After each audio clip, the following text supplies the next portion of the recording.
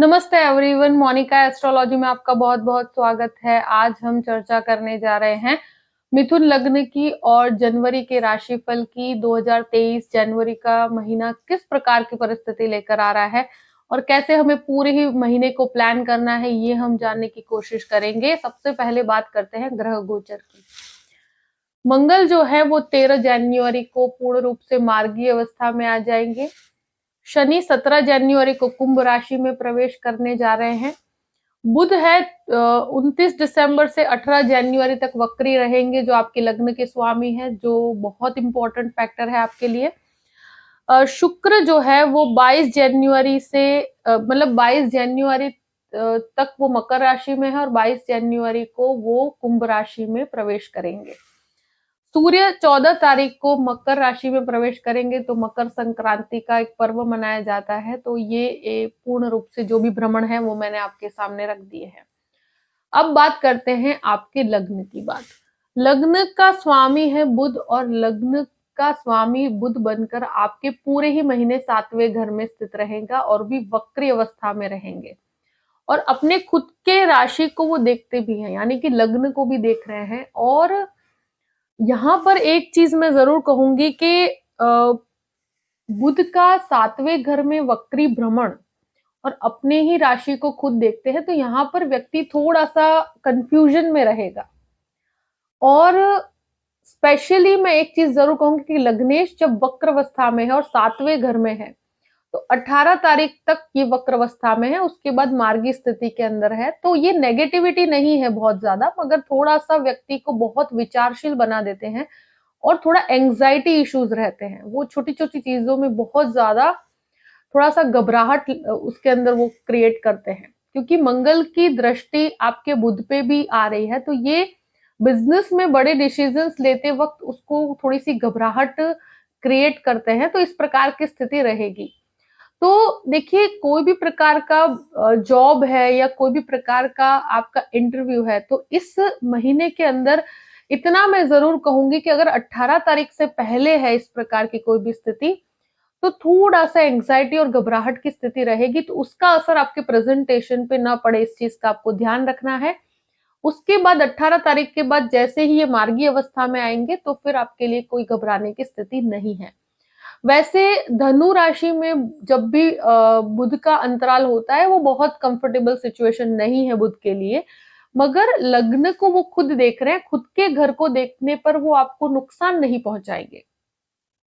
तो कोई भी इनिशिएटिव है, कोई भी बड़े डिसीजंस हैं, तो उसको आप ले सकते हैं, मगर अगर आप 18 तारीख से कोई भी निर्णय लें तो आपके लिए ज्यादा अच्छा है। कोई भी बदलाव है, कोई भी जॉब में परिवर्तन है, तो उसको 17 तारीख निकलने के बाद लीजिए, क्योंकि शनि का भी परिवर्तन हो रहा है, उसके साथ साथ जैसे बुध भी है वो भी मार्गी हो जाएंगे। तो यहाँ पर आपके लिए ये कॉम्बिनेशन पूर्ण रूप से बड़े डिसीजंस अगर लेना चाहते हैं, तो आप 17 तारीख के बाद भाव की द्वितीय भाव के ऊपर गुरु का पूर्ण दृष्टि है और यहाँ अब शनि की दृष्टि 17 तारीख के बाद यहाँ से आपके द्वितीय भाव से हट जाएगी। तो ये एक ऐसी स्थिति बनती है कि वाणी के अंदर बहुत ही पहले से बेटरमेंट होगा। और मैं इतना जरूर कहूंगी कि लग्नेश आपका बुध है, वक्र अवस्था में है, तो चीजों को प्लान करके आगे बढ़िएगा। कोई भी डॉक्यूमेंट भी लिखते हैं तो वहां पर भी आपको 2 से 3 बार चेक करना चाहिए, क्योंकि यहाँ कोई भी ईमेल राइटिंग है या कोई भी प्रकार की स्पीच देनी है आपको, कहीं पर कोई भी मीटिंग है, तो वहां पर बोलने में गलतियां होती है और आपका लग्नेश इन्वॉल्व है, इस वजह से इस प्रकार की गलतियां ये डेफिनेटली होती है। मगर जैसे ही 17 तारीख के बाद शनि यहाँ से हटते हैं 8th हाउस में से, तो आपकी वाणी स्थान के ऊपर से शनि की भी दृष्टि हट जाएगी और बुध भी मार्गी हो जाएंगे। तो तब तक अपने वाणी पर बहुत संयम बना के रखना पड़ेगा। कहीं पर भी कुछ भी बोलना है, उसे 2 से 3 बार सोच समझ के बोलिएगा, क्योंकि यहाँ जब भी बुध वक्र अवस्था में आता है तो आपकी वाणी में बोलने में मिस्टेक्स होती ही होती है। तो प्रेजेंटेशन को 2 से 3 बार आपको चेक कर लेना चाहिए, प्लस डॉक्यूमेंट से उसको भी 2 से 3 बार चेक करना चाहिए। फैमिली के अंदर कहा जाए कि पहले से चीजों में डेवलपमेंट होगा, मगर वो भी 17 तारीख के बाद कह सकती हूँ। शुक्र की पूर्ण रूप से दृष्टि सेकंड हाउस पे है, फाइनेंशियली आपके लिए बहुत अच्छा समय है। सेविंग्स में वृद्धि होगी, आपकी इनकम में वृद्धि होगी, मल्टीपल सोर्स ऑफ इनकम के भी रास्ते खुलेंगे अब। और यहाँ पर आपके लिए शुक्र 22 तारीख तक आपके सेकंड हाउस को देखते हैं, तो वो आपके लिए सेविंग्स के माध्यम बहुत ही प्रॉपर रखेंगे। मगर ये एक तरह से यही है कि आपको थोड़ा-सा वाणी पे संयम रखना पड़ेगा। अब बात करते हैं तृतीय भाव की। तृतीयेश सूर्य है, जो इनिशियली एक तरह से कहा जाए कि आपके सप्तम भाव में है, तो वो बिज़नेस पॉइंट ऑफ व्यू से बहुत अच्छा है। कोई भी बड़े इनिशिएटिव लेना चाहते हैं, तो यहाँ पर एक तरह से बहुत बड़े बदलाव करना चाहते हैं। जैसे ये थर्ड हाउस हमारे चेंजेस का होता है, कोई भी आप बड़े बदलाव करते हैं या कोई भी प्रकार का इनिशिएटिव लेना चाहते हैं, तो आपको उसके डिसीजंस या उसकी क्षमता, ये सूर्य बुध का कॉम्बिनेशन जो बिजनेस के पॉइंट ऑफ व्यू से कोई निर्णय लेना चाहते हैं, तो वो आपके लिए 14 तारीख तक बहुत योग्य है। 14 तारीख के बाद क्या है कि मुझे लगता है कि कन्फ्यूजन्स हो जाएंगे और चीजें थोड़ी सी आगे बढ़ जाएगी, क्योंकि सूर्य अष्टम में जाने के कारण कुछ छोटे मोटे क्लैशेस होने की वजह से डीलेज होने की संभावनाएं बनती है, जो अनिर्णय की स्थिति क्रिएट करेगा। अगर भाई बहनों के एक साथ कोई भी प्रकार का बिजनेस करना चाहते हैं, तो वो 14 तारीख के पहले कर सकते हैं, उसके बाद न किया जाए तो ज्यादा बेहतर है। और अगर उनके साथ कोई भी रिलेशंस आपके खराब हो रहे हैं, तो वो एक तरह से कहूँ कि सूर्य बुध और उस पे मंगल की भी दृष्टि है, तो यहाँ पर आपको बहुत शांति बना के रखनी पड़ेगी। अगर आपके कोई भी छोटे भाई बहन है या ब्रदर सिस्टर या चाइल्डहुड फ्रेंड्स है, तो वहां पर अगर आप कोई भी बिजनेस में अगर साथ में जुड़े हुए, तो वहां पर आपके 14 तारीख तक आपको भाग्य में बहुत वृद्धि है। मगर 14 तारीख के बाद अष्टम भाव में जाने के कारण वहां पर थोड़े से एक दूसरे के साथ क्लैशेस होंगे, विचारों में मतभेद रहेगा। तो ऐसी स्थिति जरूर रहेगी, तो थोड़ा शांति बना के रखिए, अपनी वाणी को संयम में रखिएगा 18 तारीख तक, क्योंकि यहाँ पर मुझे ऐसा लगता है कि अपने बिहेवियर की वजह से कभी-कभी व्यक्ति शॉर्ट टेम्पर्ड हो जाता है, तो वहां पर उससे बहुत छोटे-मोटे क्लैशेस की वजह से प्रॉब्लम्स आ जाती है। तो ऐसी चीज़ों से बचना चाहिए। बाकी इनिशिएटिव आप ले सकते हैं, मगर प्लानिंग के साथ लीजिए, 1 से 2 जन की एडवाइस लेकर कार्य कीजिएगा, क्योंकि थर्ड हाउस जो होता है और वहां सूर्य का स्वामी है आपका, और वो अष्टम में जाएगा 14 तारीख के बाद, तो व्यक्ति को कंफ्यूज कर देता है। तो ये स्थिति जरूर रहेगी। अब बात करते हैं चतुर्थ भाव की। चतुर्थ भाव का स्वामी आपके सप्तम भाव में है, कोई भी प्रॉपर्टी सेक्टर में है, तो बहुत ही लाभकारी स्थिति है, कोई घबराने की स्थिति नहीं। गुरु का पूर्ण रूप से सपोर्ट है आपके साथ। और एक तरह से कहा जाए कि प्रॉपर्टी अगर कोई भी खरीदते भी हैं, तो वहां पर आपको मैं यही कहूंगी कि कंस्ट्रक्शन में काफी खर्चा होता हो मुझे नजर आता है। यहाँ पर गुरु का जो सपोर्ट है, जहां पर आपके सेविंग्स भी है, आपकी इनकम में भी बढ़ोतरी हो रही है, मगर यहाँ पर अगर कोई भी प्रॉपर्टी लेते हैं, तो एक तरह से इनिशियली 14 दिन तक सूर्य बुध की युति होने की वजह से डिसीजंस काफी प्रॉपर हो पाएंगे। मगर कोई भी प्रॉपर्टी का डिसीजन लेना चाहते हैं तो ले सकते हैं। यहाँ पर पूरे ही महीने गुरु का सपोर्ट पूर्ण रूप से बना हुआ है, तो कंफ्यूजन्स में मत रहिए। ये आपके लिए बहुत ही बेहतरीन समय है, मगर डॉक्यूमेंटेशन को बहुत प्रॉपर रखेगा। अगर आपके कोई भी प्रॉपर्टी के डॉक्यूमेंट होने हैं इस समय पे, तो उसको 2 से 3 बार चेक कीजिएगा, यहाँ पर गलती होने की संभावनाएं बनती है। 18 तारीख तक बुध वक्री है, तो ये एक तरह से कहूं कि माता के साथ भी छोटे मोटे क्लैशेस करवा देता है। उनके स्वास्थ्य को लेकर भी थोड़ा सा आपको ध्यान रखना पड़ेगा। यहाँ माता के साथ क्लैशेस हो जाते हैं छोटी मोटी चीजों के अंदर, मन के अंदर बहुत सारी दुविधाएं दे देता है, अति विचारशील बना देता है। चीजें बहुत अच्छी हो रही है, मगर वो आपके मन में एक एक प्रकार से ऐसी एंजाइटी प्रॉब्लम्स क्रिएट होती है कि जहां पर व्यक्ति घबराहट में कोई डिसीजन प्रॉपर नहीं ले पाता। तो ऐसे समय में कहूं कि गुरु का सपोर्ट पूर्ण रूप से है, कोई भी डिसीजन है आप ले सकते हैं, वहां पर आपके लिए पॉजिटिविटी डेफिनेटली बनेगी, क्योंकि लग्नेश की स्थिति भी बहुत पॉजिटिव है, अपने लग्न को देखती है। और प्लस चतुर्थ भाव का अधिपति भी एक तरह से सप्तम भाव में बिजनेस के अंदर भी बढ़ोतरी करता है। मगर मंगल की दृष्टि बुध पे होने की वजह से थोड़ा-सा मन के अंदर एंग्जायटी प्रॉब्लम। अब बात करते हैं पंचम भाव की। पंचमेश अष्टम भाव में केतु पंचम भाव में है और पंचमेश अष्टम भाव में है, तो ये स्टूडेंट्स के लिए 100% भटकाव की स्थिति है।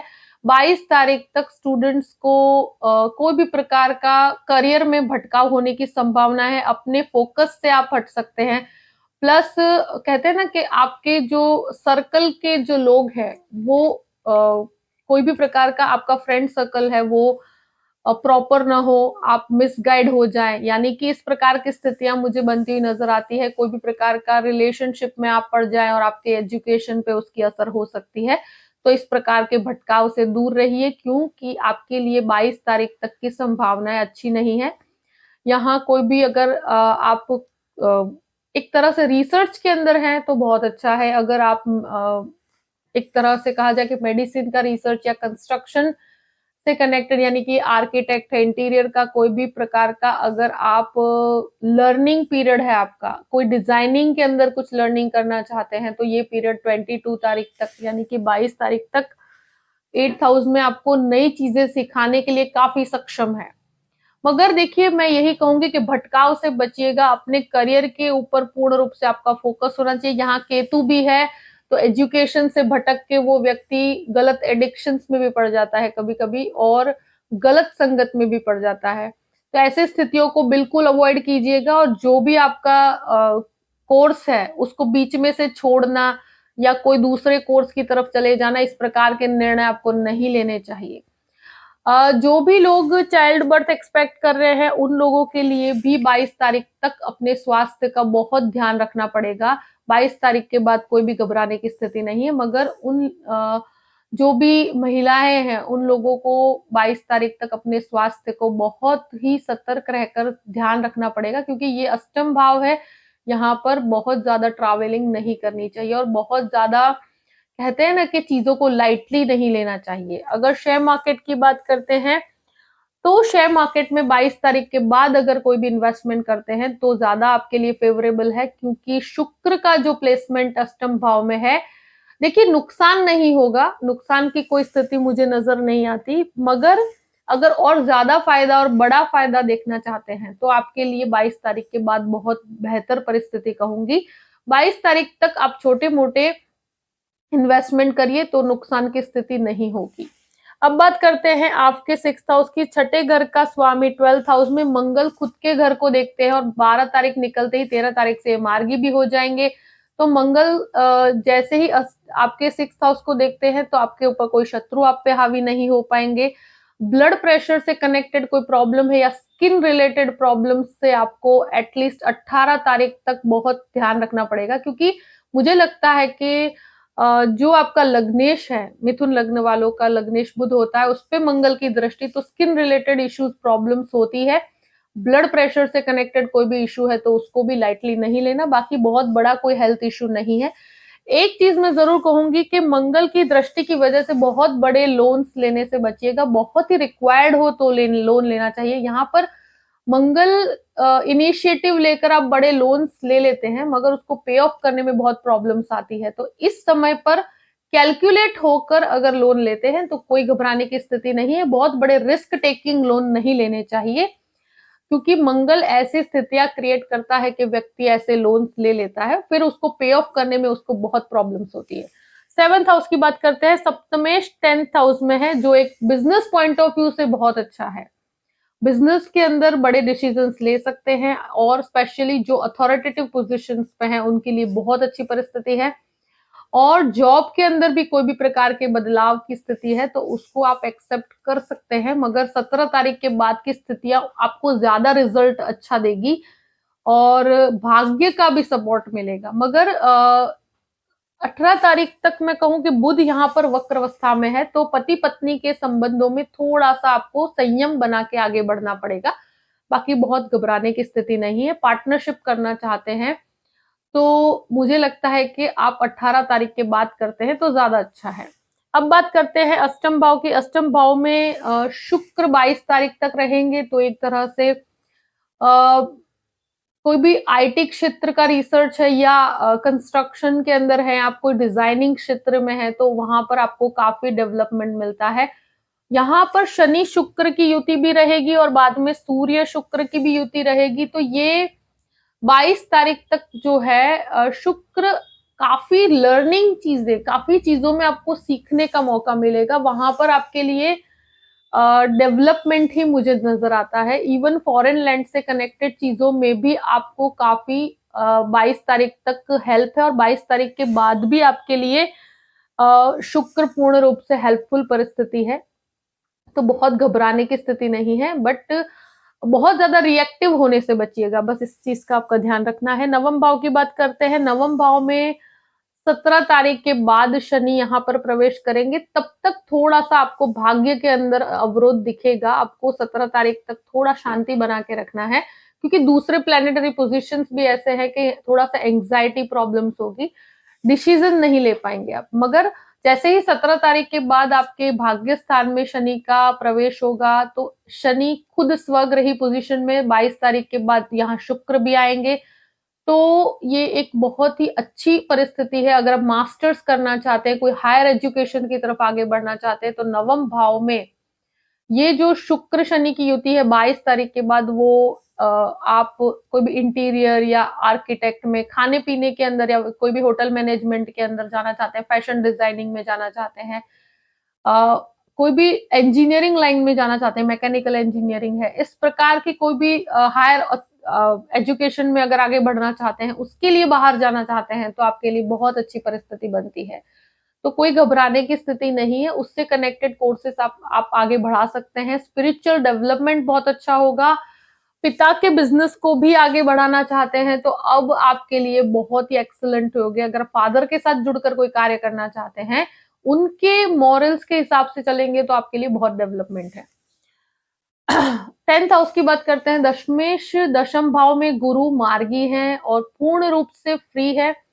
ये एक ऐसी स्थिति है कि मुझे लगता है कि गुरु का सपोर्ट आपको पूर्ण रूप से प्राप्त है। आप अब जो परिस्थितियां हैं, जहां पर गुरु का तो सपोर्ट है, साथ में शनि का भी सपोर्ट मिलेगा, भाग्य का भी सपोर्ट मिलेगा, तो आप प्रमोशंस भी एक्सपेक्ट कर सकते हैं, और यहाँ पर चीजें बेहतर होगी। लर्निंग के लिए बहुत अच्छा है। जो भी लोग एजुकेशन सेक्टर से जुड़े हुए हैं, ट्यूशन क्लासेस करते हैं, इवन कोई भी प्रकार के टीचिंग फील्ड में है, प्रोफेसर्स हैं, जो भी टीचर्स हैं, उनके लिए बहुत अच्छा है।